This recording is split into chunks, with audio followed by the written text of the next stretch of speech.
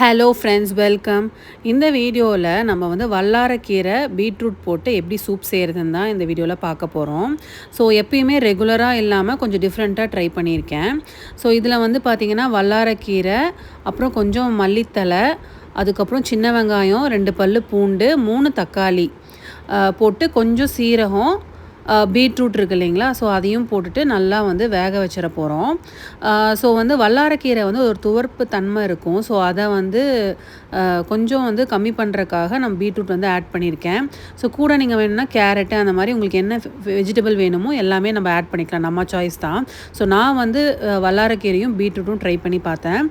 So taste உண்மையாகவே எல்லாருமே ரொம்ப பிடிச்சிருக்குன்னு சொன்னாங்க, நல்லா இருந்துச்சு. நீங்களும் ட்ரை பண்ணி பாருங்கள். கொஞ்சம் தேங்காய் எண்ணெயில் இந்த சின்ன வெங்காயம் போட்டு வணக்குனிங்கன்னா அது ஒரு டிஃப்ரெண்ட் ஃப்ளேவர் கொடுக்கும்.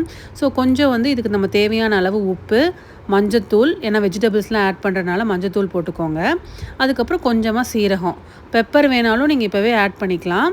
இல்லை நீங்கள் கடைசியாக சூப் ரெடி பண்ணதுக்கப்புறம் நீங்கள் ஆட் பண்ணி சர்வ் பண்ணாலும் நல்லது தான். ஸோ நான் இதில் பெப்பர் பவுடர் தான் போட்டிருக்கேன். ஸோ எல்லாத்தையும் ஒட்டுக்காக போட்டுட்டு இந்த மாதிரி வேக வச்சு எடுத்துக்கிட்டேன். ஸோ வேக வச்சு எடுத்ததை நம்ம ஃபில்டர் பண்ணி தனியாக கொஞ்சம் ஆற வச்சுருங்க. சூப் தின் கன்சிஸ்டன்சியில் விரும்புகிறவங்க நீங்கள் அப்படியே கூட ஃபில்டர் பண்ணி குடிச்சிக்கலாம். இல்லை நீங்கள் கொஞ்சம் திக்னஸாக வேணும் அப்படின்னு ஃபீல் பண்ணுறவங்க இதை தனியாக ஆற வச்சதை கொஞ்சம் நல்லா மிக்ஸி ஜாரில் கிரைண்ட் பண்ணிவிட்டு அதுக்கப்புறம் திருப்பி அதை சீவ் பண்ணிடுங்க.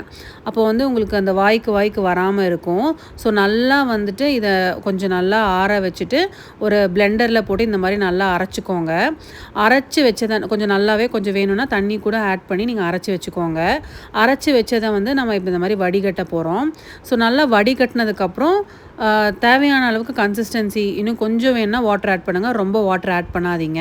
ஸோ கொஞ்சமாக இந்த மாதிரி ஆட் பண்ணிவிட்டு நீங்கள் கொஞ்சம் நல்லாவே பாயில் பண்ணிக்கோங்க.